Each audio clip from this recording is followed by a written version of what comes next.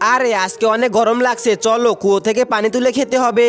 এই তো আমি একটা বুদ্ধি পেয়েছি। পানি তুলতে অনেক কষ্ট হলো, চলো পানিটুকু খেয়ে ফেলি। চিন্টু, আমার অনেক পিপাসা পেয়েছে, প্লিজ আমাকে পানিটুকু খেতে দাও। এই ধরো খেয়ে নাও। অনেক অনেক ধন্যবাদ তোমাকে।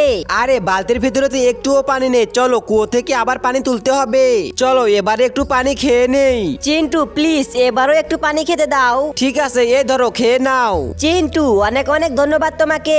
আরে এবারও পানি রাখলো না, চলো আবার কুয়ো থেকে পানি তুলতে হবে। এই দেখো চিন্টু, আমার কুয়ো থেকে এক বালতি পানি তুলেছি। আমার অনেক পিপাসা পেয়েছে, প্লিজ আমাকে একটু খেতে দাও।